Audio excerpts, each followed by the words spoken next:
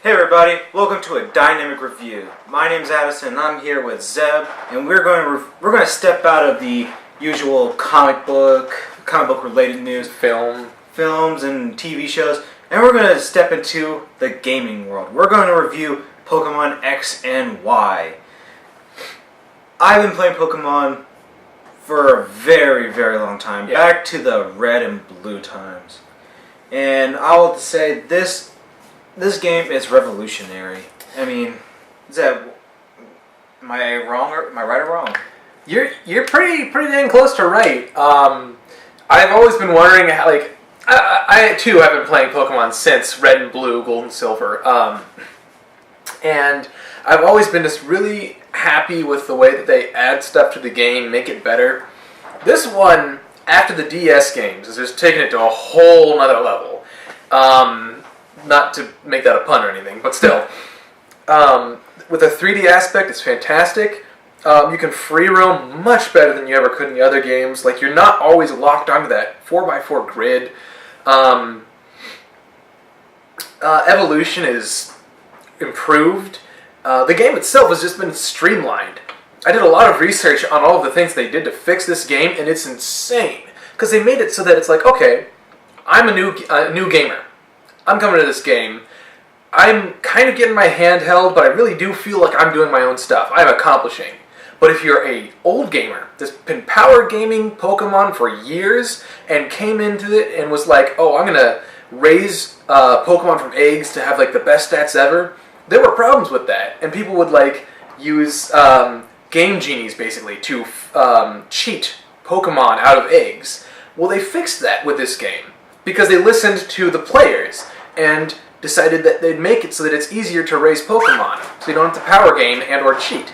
There's just tons of little touches that you might never see if you're a casual gamer, but if you're a gamer that's been here for a long time, you're very happy with these changes.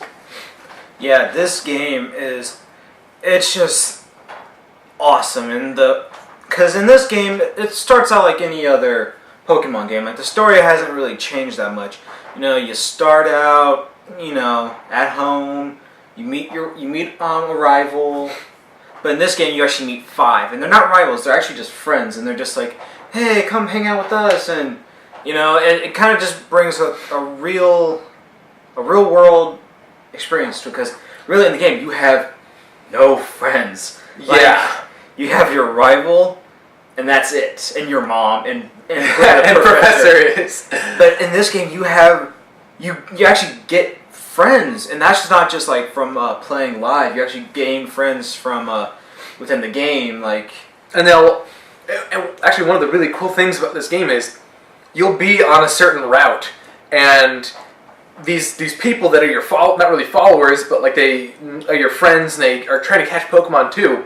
They'll be running around, fighting people or catching Pokemon on this route while you're there doing it, and you can talk to them, and it feels like it's not so stagnant and stationary as previous Pokemon games where nobody moves but you until you cross their path and they go challenge you to a battle. Like, they did a really good job of making the entire world seem alive. Like, really alive. Like when you're in Lumois City, which is basically Paris, France. You'll be walking around. There will be people going about their lives. Yeah. They will be walking from one section of the city to another, not just walking in like forward, back, left, right, up. Like, they don't just do that. They actually do things. And and in that same city, you see a lot of people talking to each other. Like you can eavesdrop on conversations. Yeah. I thought that was really good. And I honestly think this is an awesome point for people who haven't played a lot of the Pokemon games, because I know you didn't play. I stopped after Diamond and Pearl. Yeah, I stopped playing the games because I felt that it was getting too repetitive, and coming back to it now, it's a lot fresher. It's really good. Yeah, so I think it's a perfect way for old players to kind of get back into it, because the way the graphics are is very similar to Pokemon Stadium. Oh yeah. So it has like this whole huge 3D view of the battle, and it's really cool. And it's a funny touch because the Pikachu actually has the Pika, and it actually sounds like the Pokemon. It's cute. I'll give it to you. It's cute. It's cute because this is the franchise. I'll give it that. I've never been a Pikachu person, and I don't go out of my way to catch him in the game anyway. But for those people that have always been like, "Oh God, I love Pikachu," this is a really good addition for them, I guess. Like, if you ever played Yellow version way back when, your Pikachu actually went Pika when you throw him out, or when he died, he'd go Pika Pee and then flop over. Miserable. Yeah. Oh no! It actually talks to me. Yeah, I know, right? So they did that with this one. I've always been for the fact that the Pokemon were not named after what they sound like, so I've never been a big fan of Pikachu actually going Pika-Pee, but, you know, I'll give it to him because, like I said before, I don't use Pikachu anyway, so it's not really going to affect me. And another thing about the game is that, you know, there are a lot of old purist Pokemon players who are just like, no, I only play Red and Blue. Or I only play the first 150 Pokemon, the only Pokemon that exists. It's like, really? Because I watch a YouTube channel, Jay Witz, who goes through all the different, like, the generations of games and all Pokemon stuff. There were a lot of glitches and a lot of just weird... It was weird. The sprites were just weird, and if you say that Red and Blue are better than this game, then you're crazy, because this is just awesome. And, because, you know, the game... originally, the game came out in Japan February 27th, 1996 with Red and Green. Red and Green. And, yeah, there were just issues. Lots and lots of issues with that. So when it got picked up by the U.S. in 98, yeah, they touched it up a little bit. You know, they changed a few of the sprites. Like, I think Mew looked like a fetus. Yeah. In the old Red and Green games. So they changed it back. Or not changed it, but they changed it to the weird, like... Yeah, it's like Mew dancing. like that. Yeah. Jazz Hands Mew. Jazz Hands Mew. That should be the name of it. So, and another thing that I think this game has... This has really answered a lot of the calls for a lot of players, that you can actually customize your character. Yes. That has been something that a lot of people wanted, and you can actually change your skin color, which for people of color like me and Zeb here, how can we would like to make a character kind of closer to us. Yeah, it wasn't so white bread, maybe. Yeah, you know. So, and it's always fun because what I do now is because, you know, there's a lot of different regions. There's one that's near a beach, and there's one that's covered with snow. So I like to change up my outfits to match them. Yeah, it's so cool. You can go to like an emporium and buy clothes and change your outfit at any of the Poké Centers you go to. You can just switch your outfit out there. And that's another really cool thing with the game. They really streamlined it because something that always ended up happening when you're fixing your Pokemon up after a gym battle or going out in the wilderness, you're like, okay, so I gotta go fix my Pokemon up, and now I'm out of Pokeballs, and I'm out of Super Potions and Antidotes. Oh, now I have to go all the way across the town to the nearest Pokemart to do that. It was just tedious, and so they just merged the two together. Now the Pokemart also has, or Poké Center also has a Pokemart in the back that you can just buy your stuff at. You don't have to run across town to find that Pokemart that may or may not be there. So it's, yeah. They just did a really good job of making it easier to find stuff, and not just like making it too easy, like they're holding your hand, but it's just stuff that would seem to you to be a waste of time. A waste of time, and in real life, that's what they would do. Yeah. Like, okay, where are Pokemon trainers going to visit a lot? The Poké Center. So what can we put in the Poké Center that would, you know, get their attention? Another Pokemart. Why not? We'll spend more money there that way. And one of the things that, even though I'm not a fan of the anime, one of the things that all the Pokemon centers were, they were kind of like hostels. Yeah, where Pokemon trainers could stay. And I mean, there's no places you can sleep in the game, but it has, you know, chairs and so it's a rest area, like a lounge area, so you can kind of just go and relax and sit, and you can actually sit in the game, which is pretty cool. Just to just be able to like chill out and look around. Yeah. So back to some of the main points of the game. When you start out your journey, you don't traditionally go straight to the Pokemon lab, like how you do in the first games. Like you'd always go to Professor Oak's lab as soon as you start the game, or Professor Elm's or Birch's. And this game, your friends actually give you your first Pokemon, right? Which you get to choose from Caspin, Finnegan, and Froakie, right? Yeah, Froakie. Froakie. And I'm gonna say at first I wasn't completely sold on the new starters, but after a while, it was just awesome. Like they were really, really cool, and I loved all their final forms. As soon as I saw the concept art for the final form of Finnegan, I was like, I'm gonna get that. That looks cool. Because they were all based off RPG characters. Because if you look up throughout the game, it's a lot like Final Fantasy 3 for the DS a few years back. Mm-hmm. The characters are a little bit taller, and they got the giant heads, bobbleheads, chibi. Yeah. So so the starter Pokemon are based off of the RPG characters. Froakie is the rogue, Caspin is the warrior, and Finnegan is the mage. Right. Yes. So those are kind of like where they're based off of. And side note, you can actually play with your Pokemon. So that's why I fell in love with my Caspin. Because I would like pet it and feed it, just like, I don't want you to evolve. You're so adorable. But then when it evolved to a Chestnut, I'm like, oh, you're awesome.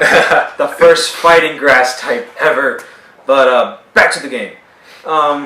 So your friends who are actually students of Professor Sycamore, and that's kind of how you start out. You start off as his students, and you all get the 3 Pokemon, and then you journey to his lab, which is like 3 towns away. It's like 2 or 3 towns away. Is it in the Mois City? Yeah. Yeah, it's in, basically, you start out in a suburb of France.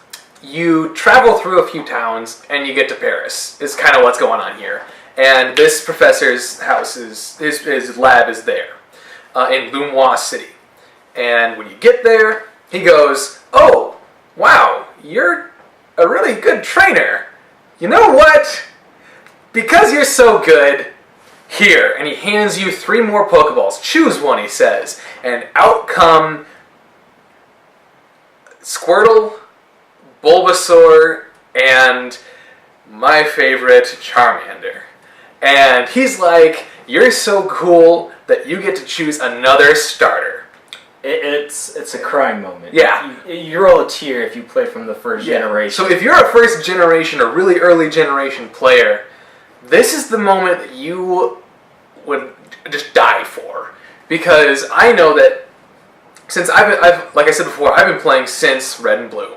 In Gold and Silver, when I got to Kanto, after you beat the Elite Four, you get to go to Kanto, I ran into a trainer that had a Charmeleon. And I was like, wait, does that mean that I can get a Charmeleon at some point? Because he's got a Charmeleon, and they've never give a trainer NPC a Pokemon that I couldn't get, right? And I was so sad. So sad when I couldn't get a Charmeleon or a Charmander in Red and Gold. And they never really let you do that from then on. And then this came around, they're like, hey, we like you because you've been here for so long. You've been playing with us for so long. So here, take one of the original 3. And them feels. That tear. It is a crying moment. Yeah. No, I really like that. Yeah. And just like every other Pokemon game, there's always that a team, an evil team that you have to face. This one is a Team Flare. And throughout the game, I'm not going to spoil anything. This is just a basic review of the game.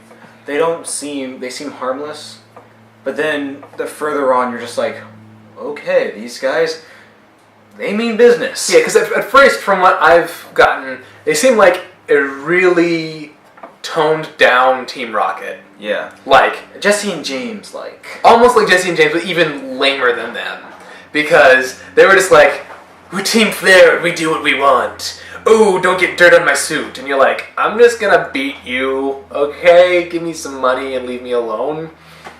But as it goes, and you meet their leader, you realize it's not all about them just looking really good. Yeah, the game... Not exactly. The game goes a lot deeper. And it's really such a fun game. And one of the things that I really started not liking about Pokemon are the legendaries. Mm-hmm. They started giving the legendaries too big of titles. And too much power. Yeah. I mean, like, I always thought that Mew was the best legendary. Because Mew was the thing that created all life on the planet, basically. That's what they were leading us to believe, was that Mew is the progenitor of all Pokemon, if not all life on the world. And then they came up with, in Diamond and Pearl. Diamond and Pearl, like, Arceus. The god Pokemon that created all Pokemon, that created all of everything. I'm like, wait. But we already have that. Why would you do that? Well, Mew was always just kind of the mysterious Pokemon. Like, even after you caught it, I don't think there was a lot of entry in the Pokédex. It was just kind of like, no, this is Mew.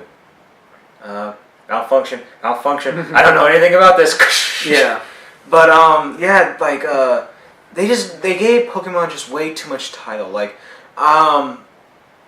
still, like, Lugia and Ho-Oh, they were still kind of mysteries. Yeah. I mean, you always knew that Ho-Oh was, like special, because it brought 3 Pokemon back to life. Right, and it came with Sacred Ash, probably one of the most broken items in the game.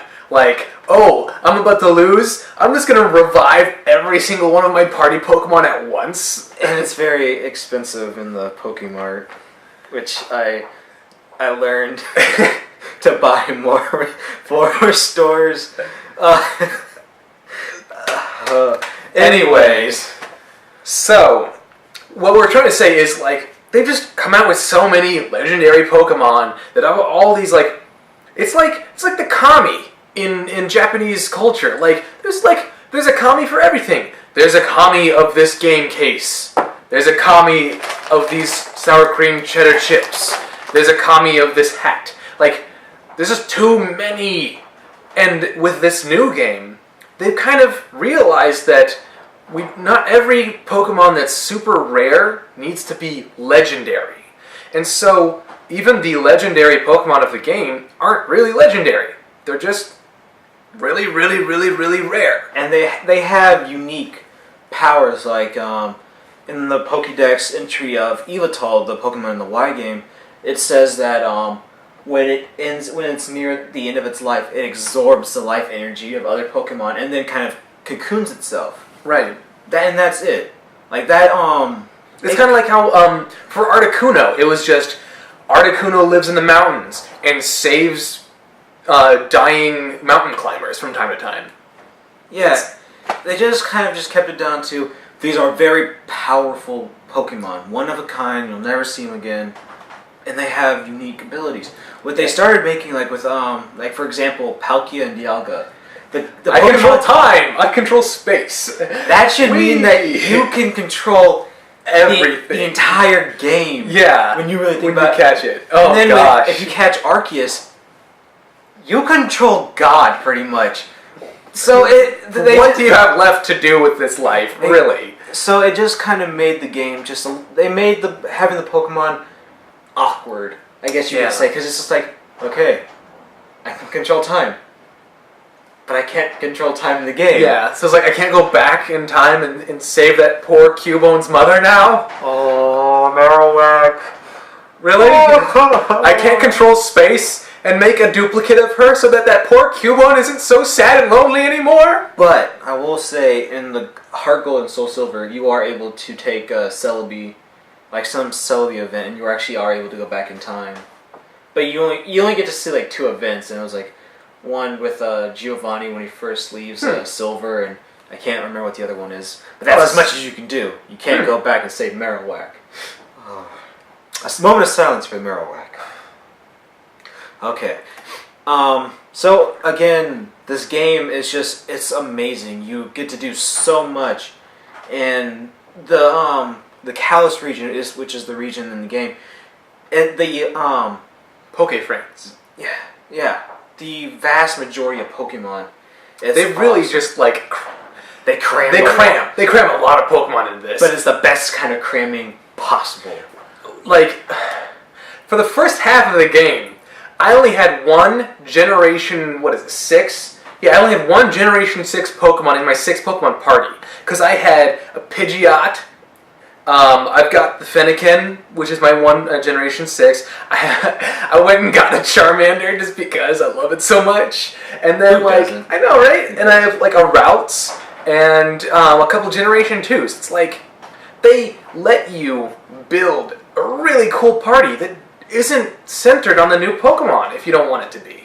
If you're a dude that's like, I don't like new Pokemon, but I want to play a new game, then do it. The first Pokemon you see is Pidgey. Yeah. That should make every first generation player just freak out like, oh my god, it's Pidgey! Yeah. I'm so sick of them adding a new 3 evolution flyer every time. And then I rock into this Pidgey and I'm like, I will say Fletchling is pretty cool. Oh yeah, no, I will actually defend this new flyer. Fletchling is awesome because flying fire Robin kind of Pokemon, it's hilarious. And then the final form, Talonflame, which is just a falcon, a fire falcon. Yeah. Awesome. It's like a Firebird, but it's not a Phoenix. It's just like a Firebird. It's like a mini Firebird. It goes like mini Firebird, and then like Firebird, which is Moltres, and then Phoenix, which is Yveltal.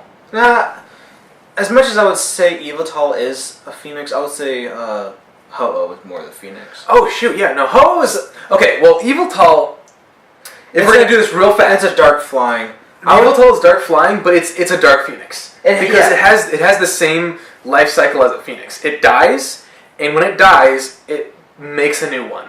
Yeah, it has the similarities of a Phoenix. Instead of just, dying and then being reborn, it drains the life of it. Yeah, so it is kind of like an... It's a dark Phoenix. Yeah, so that's cool, but... Just for regular Firebirds, it goes Talonflame, Moltres, then Ho-Oh. Because Ho-Oh, I have always loved Ho-Oh. Yeah. Ho-Oh is so cool. I also really like Lugia, but in the Gold and Silver games, Ho-Oh was much more mysterious and awesome than Lugia, I felt. I always really liked Lugia, but he has more of a thing in the movies than Ho-Oh did. Ho-Oh has been the most mysterious Pokemon throughout. You always see him at the beginning of Ash's journey. As much as I hate Ash, I thought it was really cool that they actually showed us Ho-Oh in the very beginning. Yeah. And they were just like, hey guys, a Generation 2 Pokemon that you won't remember until it comes out. Yeah, but to conclude, this game is just... It should bring back all the things you loved about the first Pokemon, upgrade it, and then just make it so much better and just so fun to keep going. Because even after you beat the Elite Four, I won't tell you what, your life still kind of goes on. You get to still do a lot of storylines. So, this game, trust me, if you love anything about Pokemon, pick it up. You do need to get a 3DS, or be like me and get the 2DS. Which is just without the 3D, cheaper, buy it. You just need that game console to play this. Zeb, final thoughts on the game? It's very sturdy. I don't know about the replayability value because I still have not beaten it, but I am really enjoying it.